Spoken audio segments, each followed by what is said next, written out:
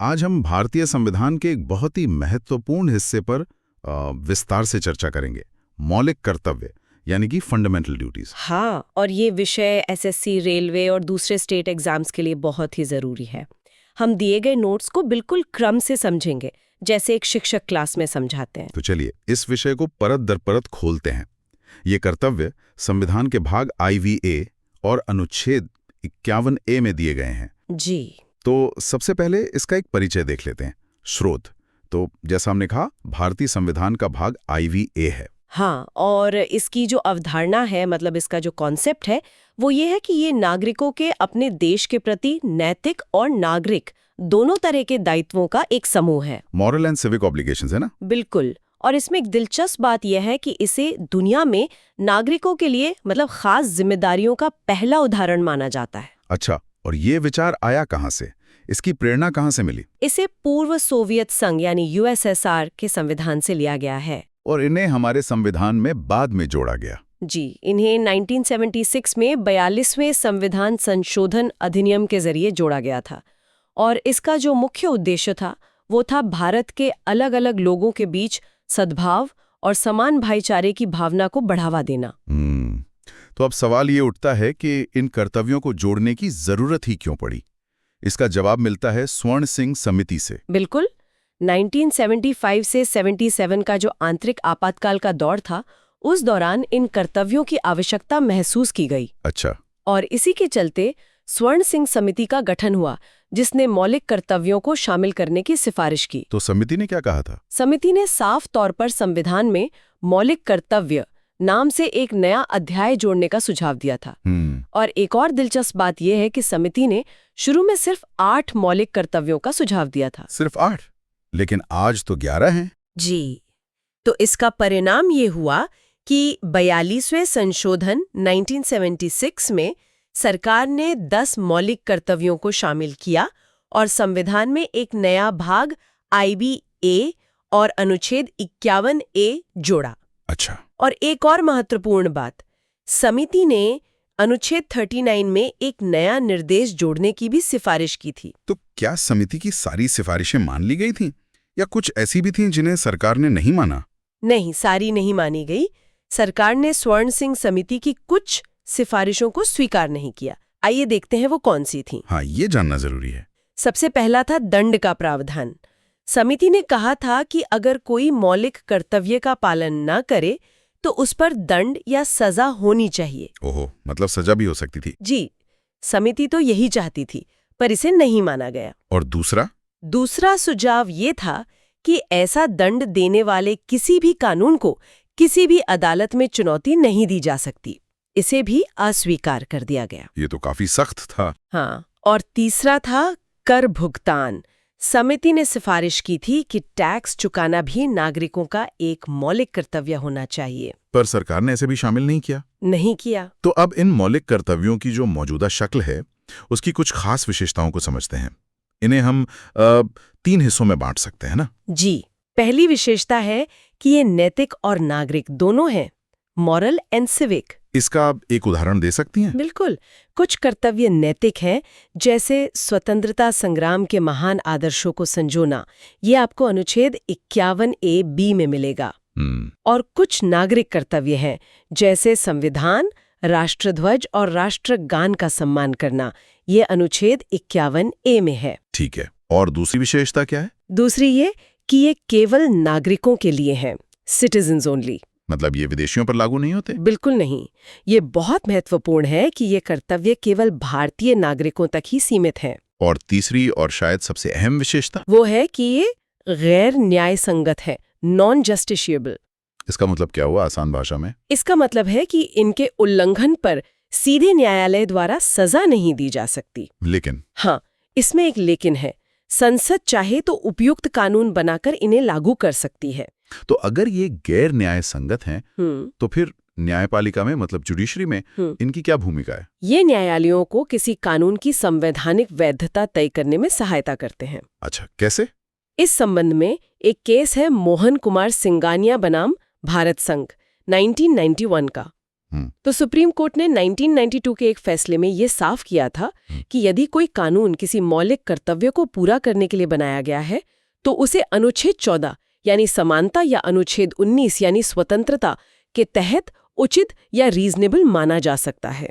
अच्छा, तो इस तरह उस कानून को असंवैधानिक होने से बचाया जा सकता है। आपने बिल्कुल सही समझा। लेकिन इन कर्तव्यों की कुछ आलोचनाएं भी तो होती हैं, वो क्या है? हाँ, आलोचकों ने कई आधारों पर इनकी आलोचना की है। सबसे पहली है अस्पष्टता, मतलब लैक ऑफ क्लैरिटी। जैसे कई शब्द जैसे महान आदर्श या वैज्ञानिक दृष्टिकोण ये बहुत अस्पष्ट हैं। आम आदमी के लिए इन्हें समझना काफी मुश्किल हो सकता है। ये बात तो है।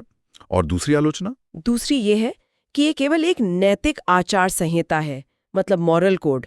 इसकी कोई कानूनी बाध्यता तो है नहीं। और सूची को लेकर भी कुछ कहा जाता है? जी। तीसरी आलोचना है कि यह एक अपूर्ण सूची है, इनकम्प्लीट लिस्ट। इसमें कई महत्वपूर्ण कर्तव्य शामिल नहीं हैं। जैसे कि मतदान करना? हाँ, मतदान करना या कर भुगतान यानी पेइंग टैक्सेस, ये सब इसमें नहीं है। और आखिरी आलोचना? वो है प्रवर्तन का अभाव, लैक ऑफ एनफोर्समेंट। इनके अनुपालन को सुनिश्चित करने के लिए कोई दंड या प्राधिकरण नहीं है। ये पूरी तरह नागरिकों की अंतरात्मा पर निर्भर करता है। तो इन आलोचनाओं के बावजूद इन कर्तव्यों ना अपना महत्व भी तो होगा। बिल्कुल है।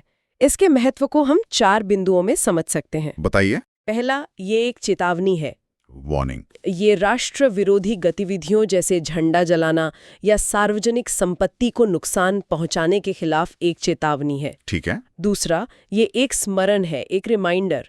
ये नागरिकों को याद दिलाता है कि अधिकारों के साथ साथ उनके कुछ कर्तव्य भी हैं। और तीसरा है प्रेरणा यानी इंस्पिरेशन। ये नागरिकों में अनुशासन और प्रतिबद्धता, कमिटमेंट को बढ़ावा देता है। और चौथा है संवैधानिक सहायता। ये न्यायालयों को किसी कानून की व्याख्या करने में मदद करता है। इसका एक राजनीतिक औचित्य भी है। चलिए अब एक एक करके सभी 11 कर्तव्यों की सूची पर नजर डालते हैं। अनुच्छेद 51A। जरूर। तो पहला ए, संविधान का पालन करना और उसके आदर्शों, संस्थाओं, राष्ट्रध्वज और राष्ट्रगान का सम्मान करना। यहाँ एक ध्यान देने वाली बात है ना? जी, इसमें राष्ट्रीय गीत शामिल नहीं है। ये परीक्षाओं में पूछ लिया जाता है। ठीक है। दूसरा? बी, स्वतंत्रता संग्राम को प्रेरित करने वाले महान आदर्शों को संजोना और पालन करना। तीसरा? भारत की संप्रभुता, एकता और अखंडता की रक्षा करना और उसे अक्षुण्ण रखना। देश की रक्षा करना और बुलाए जाने पर राष्ट्र सेवा करना। और ई? तो काफी व्यापक है। हाँ, ई कहता है कि भारत के सभी लोगों में समरसता और समान भाईचारे की भावना का निर्माण करना और ऐसी प्रथाओं का त्याग करना जो महिलाओं के सम्मान के विरुद्ध हों। बहुत महत्वपूर्ण। अगला? एफ, हमारी सामाजिक संस्कृति, कंपोजिट कल्चर की गौरवशाली परंपरा को महत्व देना और संरक्षित करना। और पर्यावरण से जुड़ा हुआ भी है। जी, प्राकृतिक पर्यावरण की रक्षा और संवर्धन करना। इसमें वन, झील, वन्य जीव शामिल है और प्राणियों के प्रति दया भाव रखना। यहाँ भी एक छोटा सा डिटेल है। हाँ, इसमें नदी और महासागर का स्पष्ट उल्लेख नहीं है। ठीक है, आगे। एच, वैज्ञानिक दृष्टिकोण, साइंटिफिक टेम्पर, मानववाद और ज्ञानार्जन तथा सुधार की भावना विकसित करना। आए। सार्वजनिक संपत्ति की सुरक्षा करना और हिंसा का त्याग करना। और जे, व्यक्तिगत और सामूहिक गतिविधियों में उत्कृष्टता, एक्सीलेंस की ओर बढ़ने का प्रयास करना। और आखिरी जो बाद में जोड़ा गया, हाँ, शिक्षा। ये माता पिता या अभिभावक का कर्तव्य है कि वो 6 से 14 वर्ष के बच्चों को शिक्षा के अवसर प्रदान करें। और इसे 86 संविधान संशोधन 2002 से जोड़ा गया था। बिल्कुल सही। तो कर्तव्यों के संबंध में एक और समिति का जिक्र आता है, JS वर्मा समिति। हाँ, 1999 में नागरिकों के मौलिक कर्तव्यों पर JS वर्मा समिति का गठन किया गया था। उसका उद्देश्य क्या था? इसका मुख्य उद्देश्य मौलिक कर्तव्यों, FDs के व्यावहारिक पहलुओं की जांच करना था और इसके अलावा लोगों को इनके पालन के महत्व के बारे में शिक्षित करना और अनुपालन के लिए उपाय सुझाना भी इसका काम था। तो क्या इस समिति ने इन्हें लागू करने के लिए कुछ कानूनों की पहचान की? जी हाँ, और यही इनकी रिपोर्ट की सबसे खास बात है। समिति ने बताया कि मौलिक कर्तव्यों के प्रवर्तन, एनफोर्समेंट के लिए पहले से ही कुछ कानून मौजूद हैं। अच्छा, मतलब नए कानूनों की जरूरत नहीं बताई।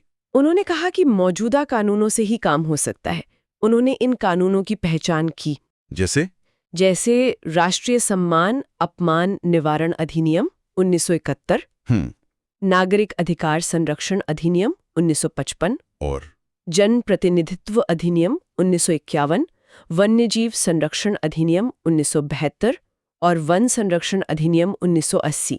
तो आज हमने मौलिक कर्तव्यों के हर पहलू को समझा, उनकी शुरुआत कैसे हुई, स्वर्ण सिंह समिति की भूमिका, उनकी विशेषताएं, आलोचनाएं, महत्व और पूरी सूची भी। हाँ, और हमने जे.एस. वर्मा समिति और उससे जुड़े कानूनों पर भी चर्चा की।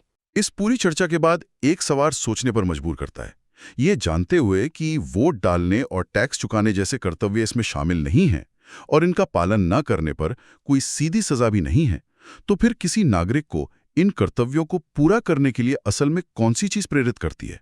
क्या ये कानून का डर है, नैतिक जिम्मेदारी का एहसास या कुछ और?